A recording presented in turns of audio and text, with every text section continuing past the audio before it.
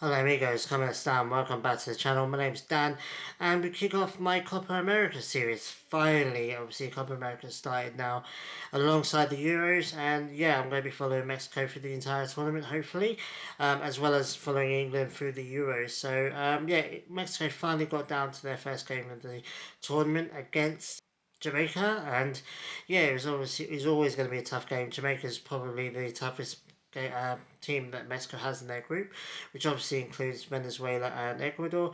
Um, you know, Ecuador getting a surprise loss against Venezuela the game before, which set the tone of the whole group. To be honest with you, because obviously Ecuador was expected to win that game and they didn't. They actually lost it. So yeah, obviously it was important for Mexico to go into this game and win it because obviously then they would be, challenging the top of the group, and. And yeah, like I said, it was always going to be a tough game for Mexico. Jamaica are a physical team. They're very rapid as well. They're very good at the counter attack. And they're quite good defensively as well. And it proved that way in this game. Obviously, the whole first half, Mexico, pretty much almost the whole game actually, Mexico really struggling to break Jamaica down. Jamaica was obviously continually catching them out on the break. And then obviously half an hour goes by, and obviously the first and probably the major incident of the game, apart from the goal, obviously, was Edson going injured. It looked like a really bad injury. It looked like a bad injury as soon as he got onto the floor. He was upset, rolling around. Obviously, he was visibly devastated. He looked like, he was in tears coming off the pitch. Half an hour on his Copa America debut. Obviously, club captain now, or national team captain now, and half an hour into your first game, and you get what looked like a serious injury, probably a hamstring. Apparently, Lozano's come out after the game and said probably tests Monday. I think it was Tuesday, Monday or Tuesday. I think it was in LA. They're going to do some tests to see how damaging it is, but pretty much every Mexico fan's resigned to the fact that he's probably missing the entire tournament now, which is devastating because obviously he's rumoured strongly to be going to Man United from West Ham. It was a move that obviously I don't like Man United, I don't like Man United fans, but Man United is a massive step up to West Ham, even if West Ham, even if Man United finished eighth, Man United could finish eighth 10 years in a row and still be a bigger club than West Ham. So it was a big move for him. Whether that's going to be happening now, who knows? But he looked devastated. He looked like he knew that he was out for a while. So devastating for him. Mexico's best player, heart of the midfield, defensively strong as well, offensively as well. He's so crucial to the game for Mexico, and to lose it half an hour in was a massive blow. But Mexico held on. I think obviously once that happened, Mexico were just trying to get through to the half time and then regroup, which they did fairly well, fairly convincingly, which is devastating really because Mexico had a really good first 10-15 minutes or so. By far the better team. Obviously, as soon as the first 10 minutes went by, you knew that the tempo of the game was going to be Mexico controlling the possession, trying to get attacks, trying to attack, and Jamaica obviously sitting back and trying to hit on the counter. And that proved to be pretty much the entire game, to be honest. And yeah, we're obviously getting to half time 0-0, a bit deflated really, because obviously the whole Edson injury.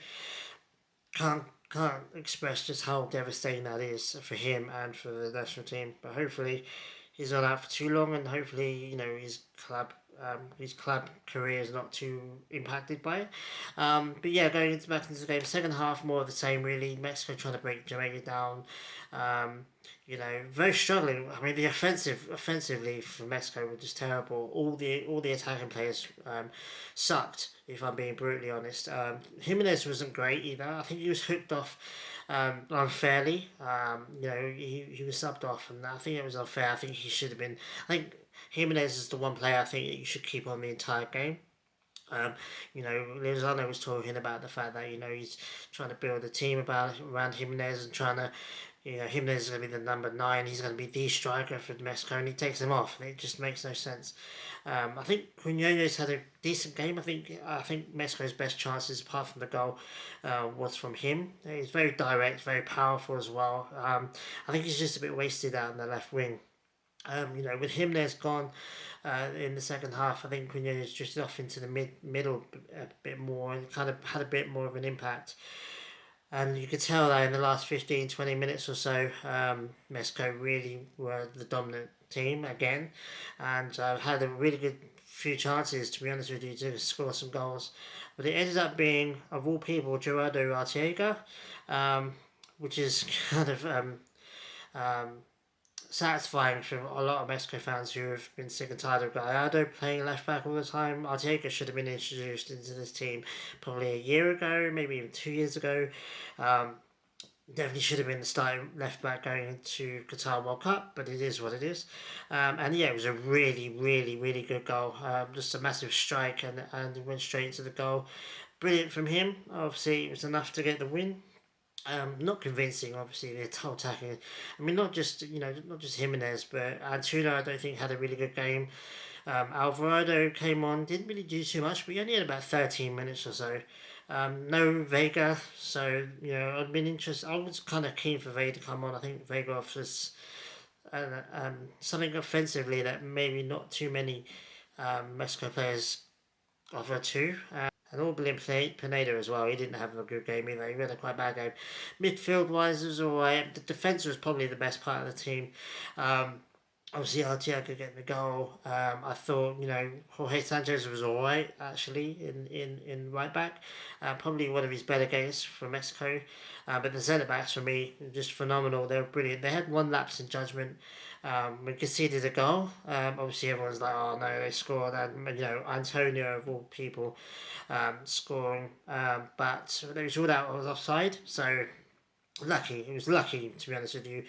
He was completely unmarked, but it turns out he was unmarked because he was offside. So rightfully so. I mean, it didn't take too long for the goal to get ruled out. VAR didn't take too much time. So, yeah, it's brilliant actually. But it was lucky. It was lucky. It was a wake up call for that. And I think Lozano came out as well and said like that was a wake up point. That was a time when Mexico stepped it up and they got the goal and they got the win. But it was lucky. It was pure luck. I mean, he was a little bit offside. I mean, he was offside, but it was only by a little bit. But apart from that, the centre backs had a really good game.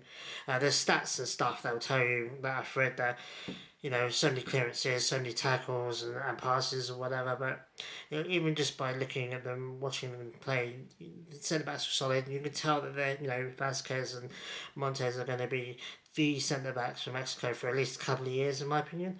Chiquete obviously didn't come off the bench, but I think he will at some point. And I think he'll do a decent job there. And I thought Gonzalez did alright in goalkeeping as well. So defensively alright. I don't want to say that Jamaica didn't offer too much defensively. They did. They scored technically, but it was ruled out. But they still got a goal, and they still looked dangerous. And they had a couple of chances where they looked like they were going to score, and probably a better team would have done.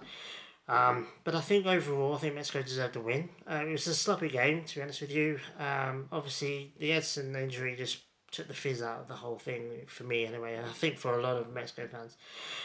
But it is what it is. We have to take it on the chin and build on it. I think we're top of the group now, so yeah, at the moment all good. Obviously, like I said to my mate, like it doesn't matter how you win, just get the win, get the 3 points.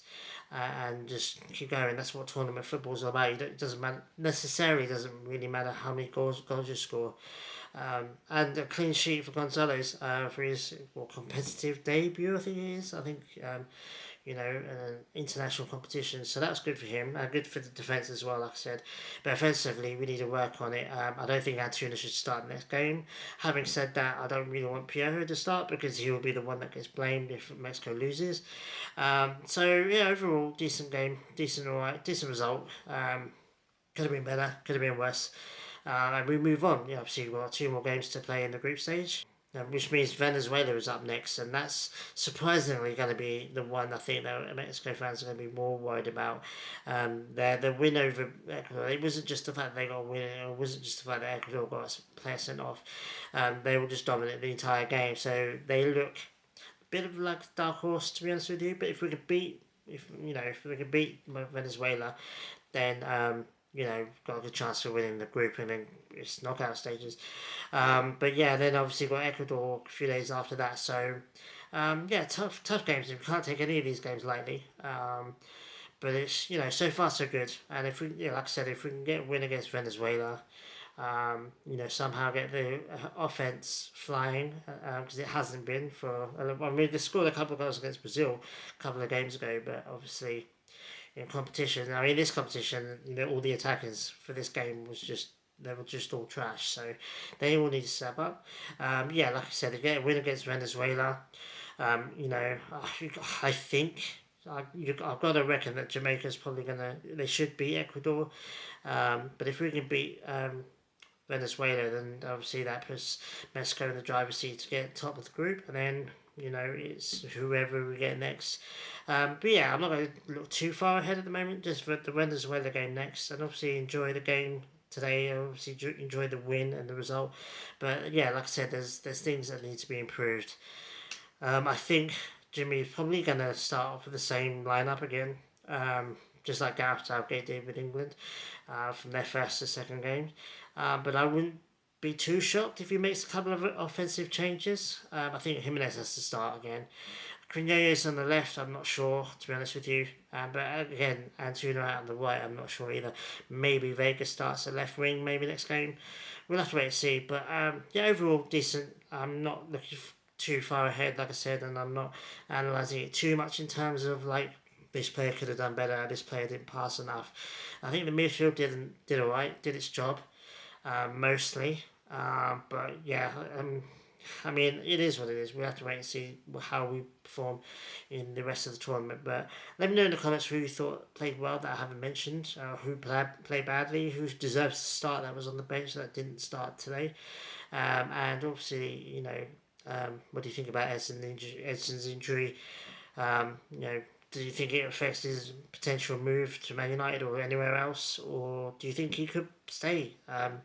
He's obviously the captain, so he may stay just for the locker room presence and, you know, be on the bench and stuff. But yeah, it's devastating. But we'll have to wait and see what happens with that. So yeah, anyway, decent start, decent win. So we move on from there. So yeah, anyway, guys, let me know in the comments. Who do you think Mexico can beat Venezuela? Do you think they can beat Ecuador as well in game number 3? And also, who do you think we'll get? I think you can work it out who we'll get if we top the group. But let me know who you think we're going to get, and yeah, let me know how you think the tournament's going to go. Yeah, so anyway, guys, leave a comment because I always reply, and like and subscribe if you haven't already. I really do appreciate it. Thanks for watching. I really appreciate this first video. Obviously, your first new series. It's going to be a mini-series, obviously. There's only going to be a limited number of videos. So I'm going to do a video per game. So yeah, take it easy, guys. I really appreciate you guys all. I really do love the fact that you guys watch my videos and, you know, comment and like. I really do appreciate it all. So I really appreciate it. Yeah, so I will see you guys very soon. Obviously, the Venezuela game is Wednesday night, but obviously it's Thursday morning my time. So I'll do a video for that, you know, straight after the game actually, because you know, obviously I'll be awake for that because I'll be doing night shifts, so I'll be awake. So yeah, I look forward to seeing you guys then, and take it easy, enjoy the beginning of your week, and yeah, we'll talk in the comments. So take it easy, adios.